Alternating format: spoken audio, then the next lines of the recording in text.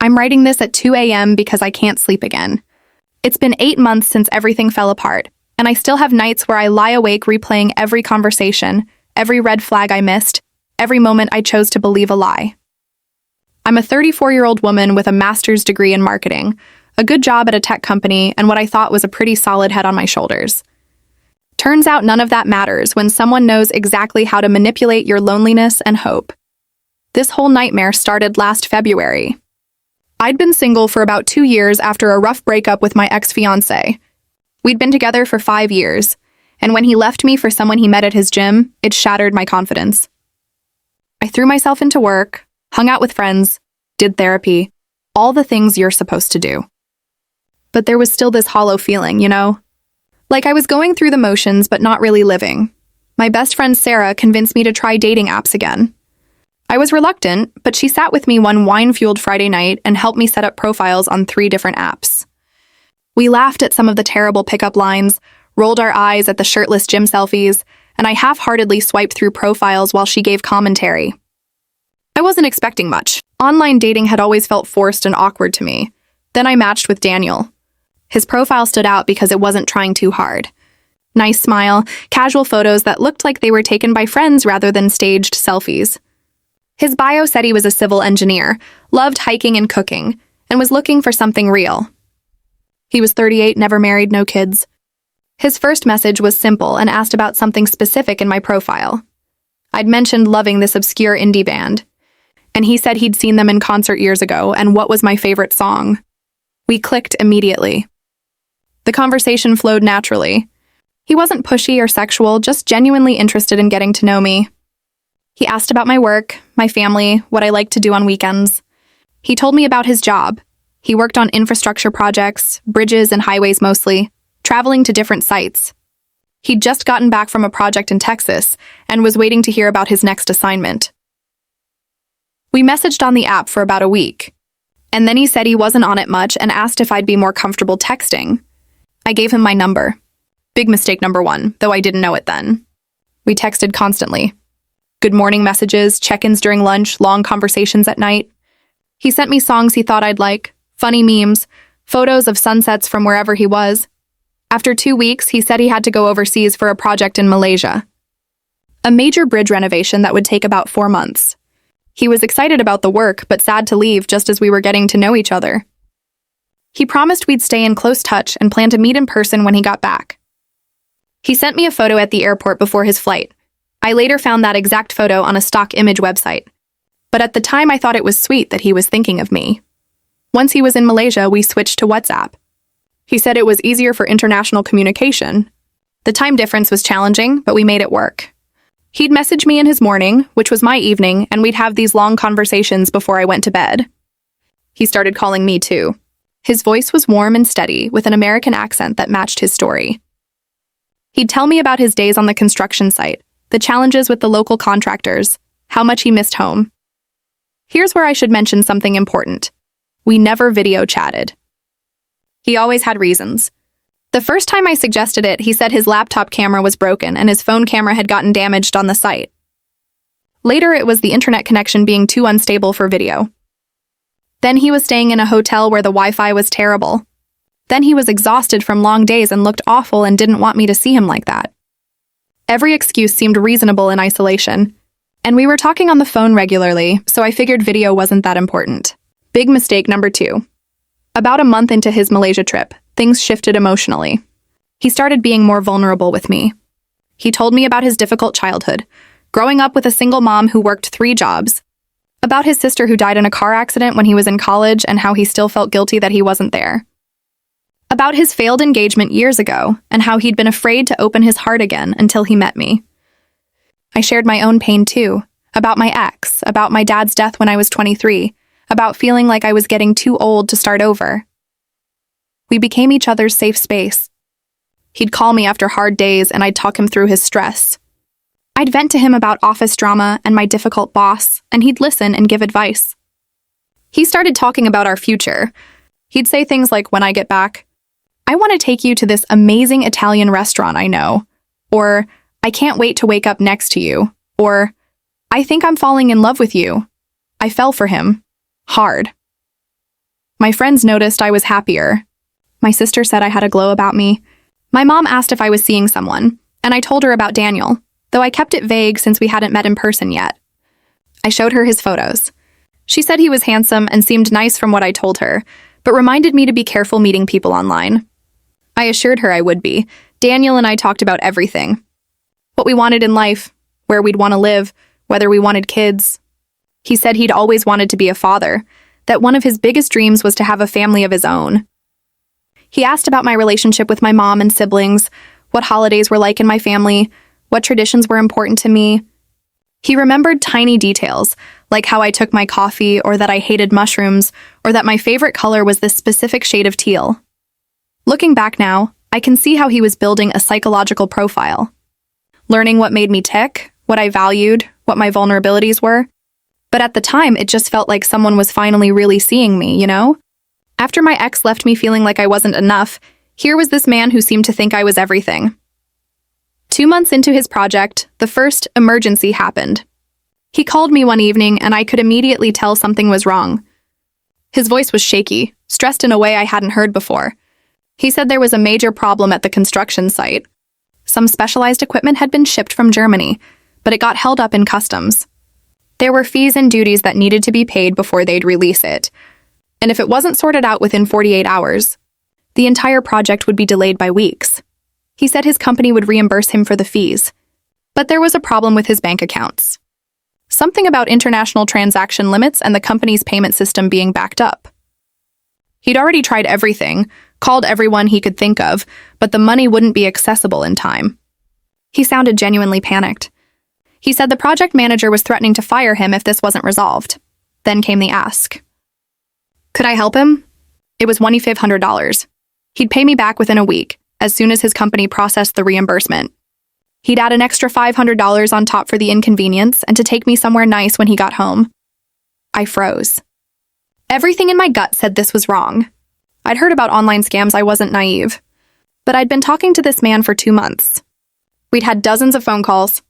He knew things about me I'd barely told anyone. And he sounded so desperate, so scared of losing his job. I thought about how I'd feel if I were stuck in a foreign country with my career on the line. I told him I needed to think about it. He said he understood, that he hated even asking, that he felt terrible putting me in this position. He said if I couldn't do it, he'd figure something else out, but he might lose his job and have to come home early, and then we wouldn't be able to start our life together the way we'd planned. That last part got me. The implication that helping him meant we'd have our future together, but refusing might mean losing that. I stared at my phone for an hour after we hung up. Sarah would tell me not to do it. My mom would definitely tell me not to do it. But what if he was real and I let him down? What if I was being paranoid and ruined something good? I sent the money via Western Union the next morning. I'd $500 from my savings account. My hands were shaking as I filled out the form. I told myself it was fine, he'd pay me back, and even if he didn't immediately, it wasn't more than I could afford to lose. Daniel was so grateful when I told him. He called me crying, said I'd saved his job, said he didn't deserve someone as kind and understanding as me. 3 days later, a bouquet of flowers arrived at my office. 3 dozen red roses with a card that said, "For the woman who saved me. I can't wait to hold you in my arms." My coworkers swooned. I felt like I was in a romance novel. Sarah was skeptical when I told her, but I brushed off her concerns. I was riding high on the feeling of being needed, of being someone's hero. A week passed. He said the reimbursement was being processed but got delayed due to some paperwork issue. He sent me a screenshot of an email from his company's finance department saying the payment would be released in another week. The email looked legitimate, with a company logo and everything. I later learned these are incredibly easy to fake. 2 weeks after the first emergency, there was another one. Workers on the construction site hadn't been paid due to some mix-up with the local payroll company.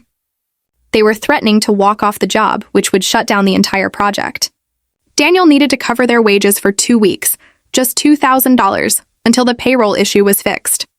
The company would reimburse him for this too, along with the previous amount. I hesitated again. This felt like too much. But he assured me the first payment would hit my account any day now, and then this second one would come through right after. He said he knew it was a lot to ask, that he felt terrible, but I was the only person he trusted. His family didn't have money to help. His friends were in the same boat. I was his lifeline. I sent $2,000, this time via bank wire transfer because Western Union wouldn't allow that amount without additional verification. Another chunk of my savings gone. The pattern continued. Every week or two, there was a new crisis. The equipment rental company demanded payment up front. One of the construction workers got injured and needed immediate medical care that insurance wouldn't cover yet. There were additional customs fees, environmental permits that needed expediting. Each request came with a detailed explanation, documentation that looked real, and Daniel's increasingly desperate calls. I started putting expenses on credit cards because my savings were depleted. I picked up freelance projects on the side to bring in extra cash. When my mom asked why I seemed stressed about money, I made vague excuses about some unexpected expenses. I stopped going out with friends as much because I couldn't afford it. The amounts kept getting bigger. $3,000 here, $2,500 there. Daniel would always promise the reimbursements were coming, and he'd send me fake confirmation emails or screenshots of pending bank transfers. I was in too deep to back out. I'd already sent over $6,000 at this point. If I stopped now and it turned out to be a scam, I'd have to face the fact that I'd lost all that money. But if I kept going and he was real, eventually I'd get it all back and we'd laugh about this stressful time. This is the psychology of scams that people don't understand unless they've been through it. It's not that you don't suspect something's wrong.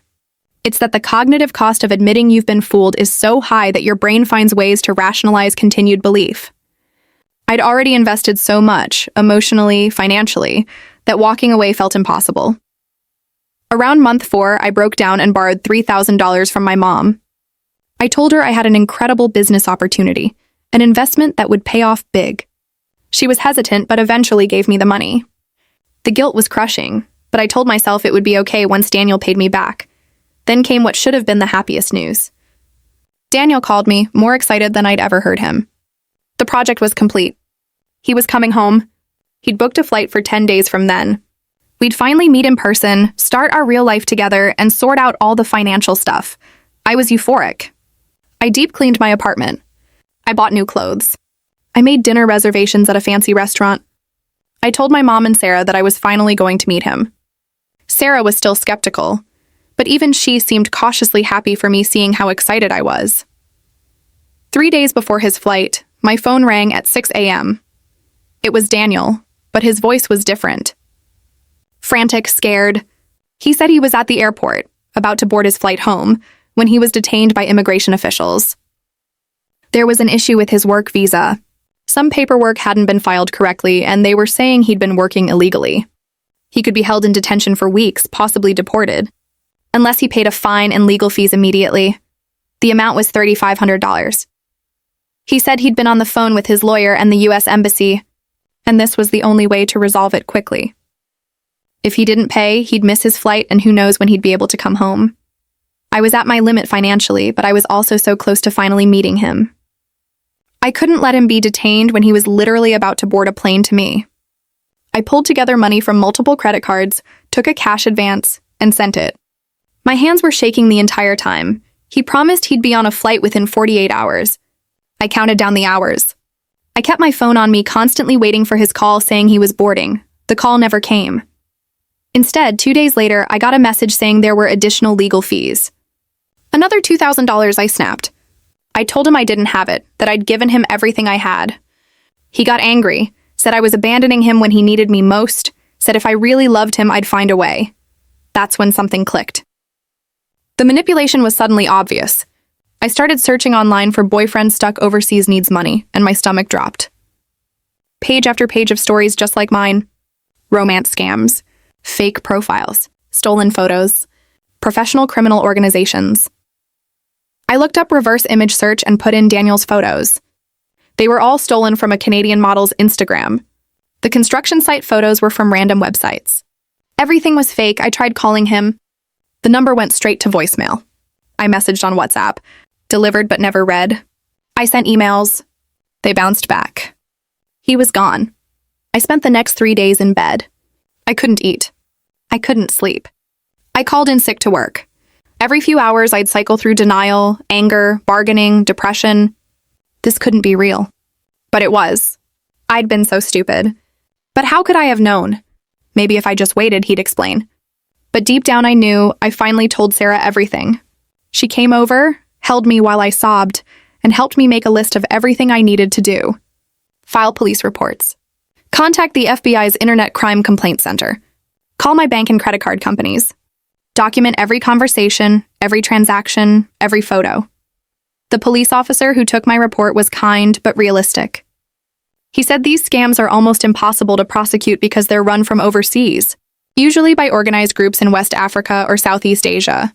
The money gets moved through so many accounts so quickly that it's untraceable. He'd seen hundreds of cases.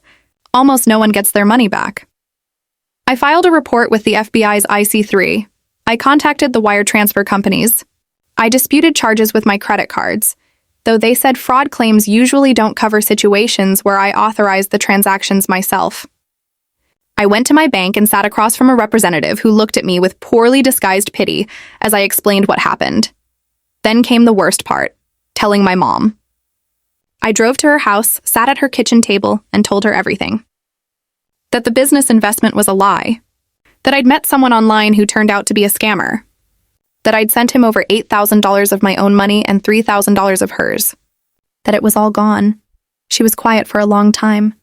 Then she asked how long this had been going on. When I said 4 months, she looked heartbroken. Not angry, just sad. She said she wished I'd talked to her sooner, that she could have helped me see what was happening. She hugged me and said we'd figure it out together, but I could see the disappointment in her eyes. My siblings found out through my mom. My brother called and went through anger. Anger at the scammers, anger at me for not being more careful, anger at a world where this happens to people. My sister was gentler, but I could hear the "I told you to be careful with online dating" in her voice. Work was terrible. I was distracted, making mistakes, missing deadlines. My boss pulled me aside to ask if everything was okay at home. I gave some vague excuse about personal issues. I couldn't bear to tell anyone else what happened. Friends started asking why I wasn't talking about Daniel anymore. Some I told the truth. Others I just said it didn't work out. The ones I told the truth to had mixed reactions. Most were supportive. A few made comments that stung. "I can't believe you sent money to someone you never met. Didn't you think it was suspicious?" I would have known something was wrong. Those comments hurt the most because they came from people I loved, and they echoed every terrible thought I was having about myself. How could I be so stupid? How did I miss all the signs? What was wrong with me? I fell into a depression. Not the kind where you cry all the time, but the numb kind where you just go through the motions. Wake up, go to work, come home, stare at the TV without really watching, go to bed, repeat. I stopped making plans with friends. I stopped taking care of myself. I gained weight. I stopped wearing makeup or doing my hair. My mom insisted I see a therapist. I found one who specialized in trauma and fraud victims. Yes, fraud victims. I didn't think of myself that way at first, but that's what I was. A victim of a crime. Therapy was hard. The therapist explained that romance scams are particularly devastating because they combine financial and emotional abuse. The scammer doesn't just take your money. They fake intimacy, manufacture trust, and exploit your deepest desires for connection. They make you fall in love with someone who doesn't exist. She said what I was experiencing was similar to grief because, in a way, I'd lost someone. The Daniel I knew never existed, but I'd built a relationship with him in my mind. I'd imagined our future together. I'd made space for him in my life. And now I had to mourn that loss while also dealing with the shame and financial devastation. The financial recovery has been brutal. I'd sent $8,000 of my own money. I'd borrowed $3,000 from my mom. I'd racked up about $5,000 in credit card debt from living expenses while my savings were depleted. I'd taken cash advances that came with massive interest rates. All told, I was about $16,000 in the hole. I created a strict budget, rice and beans for dinner most nights. No going out, no new clothes. I picked up every freelance project I could find. I started driving for a rideshare company on weekends. I sold things on eBay, furniture, clothes, electronics, anything I didn't absolutely need. I moved out of my apartment and into my mom's basement to save on rent. At 34, moving back in with my mom felt like the ultimate admission of failure, but she insisted it was temporary and practical. The money I saved on rent went straight to paying down debt. Slowly, painfully slowly, the numbers started improving. I paid off one credit card, then another. I paid my mom back in installments over 6 months. She told me not to worry about it, but I needed to do it for my own sense of integrity. I created a spreadsheet tracking every dollar I owed and every payment I made. Watching the debt decrease became my focus, but the emotional recovery was harder than the financial one. I couldn't trust my own judgment anymore. If I'd been so wrong about Daniel, what else was I wrong about? I second-guessed every decision. I analyzed every interaction with people, looking for signs they were manipulating me. I had nightmares about Daniel's face, except in the dreams his face would melt away to reveal nothing underneath. I'd wake up in cold sweats, heart pounding. My therapist said this was a form of PTSD. I'd been psychologically manipulated for months, and my brain was trying to process the betrayal. Dating felt impossible. The thought of trusting someone enough to be vulnerable again made me physically ill. I deleted all my dating apps.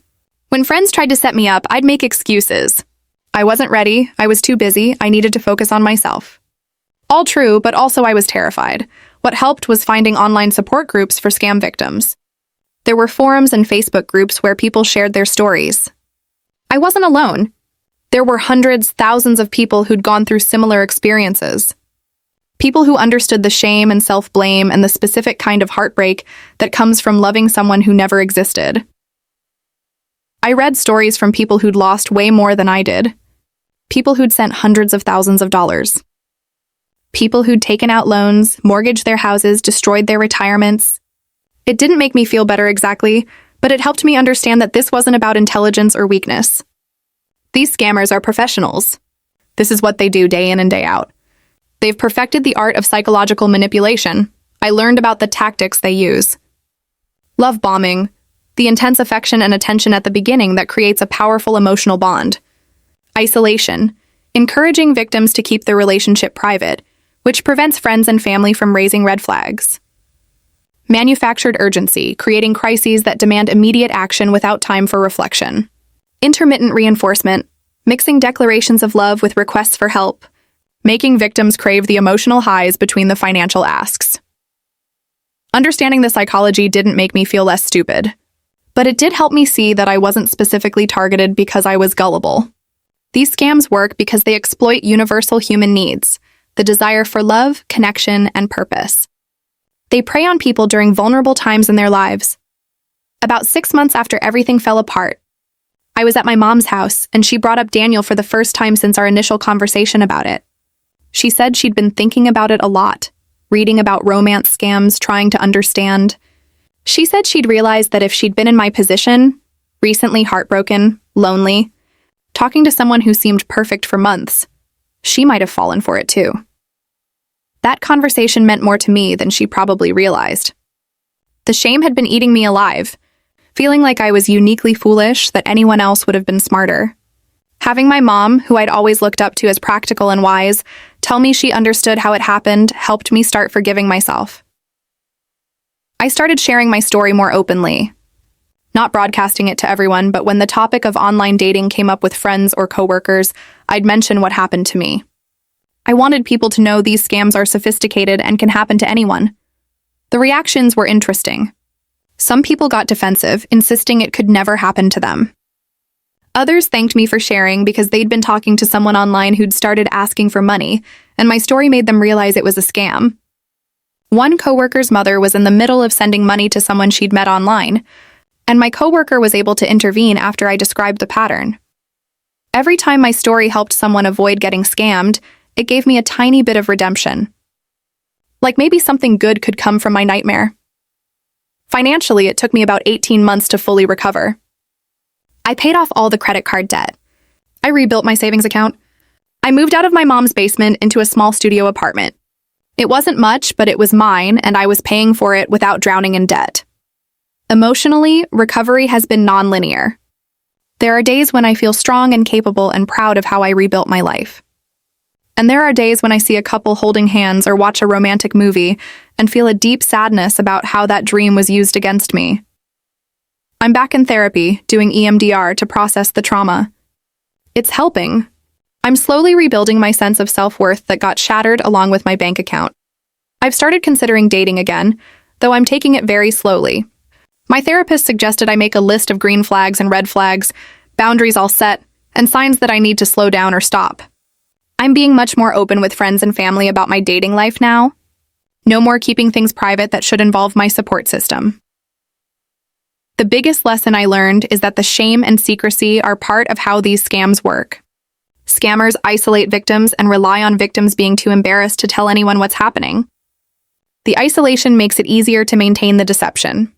I also learned that I'm stronger than I thought. I survived this. I paid back every dollar. I rebuilt my life from the ground up. I did the hard work of therapy and self-reflection. I'm not the same person I was before this happened, but maybe that's okay. Maybe I'm actually better in some ways. More careful, yes, but also more resilient and more compassionate toward other people's mistakes. If you're reading this and you're in a situation that sounds similar, please stop and talk to someone you trust. Show them the messages. Tell them about the financial requests. Listen to their concerns. It's better to be embarrassed about being overly cautious than to be devastated by being scammed. And if you've already been scammed, please know you're not alone. The shame you're feeling is real, but you don't deserve it. You're not stupid or weak. You're human. You wanted love and connection, and someone exploited that. That says everything about them and nothing about you. Recovery is possible. It's hard and it takes time, but it's possible. You can rebuild your finances, your self-trust, and your life. I'm living proof of that. It's 3 a.m. now, and I should try to sleep. Writing this all out has been cathartic in a way. If nothing else, maybe someone will read this and it'll help them avoid the pain I went through. Or maybe another victim will read it and feel less alone. That would be enough.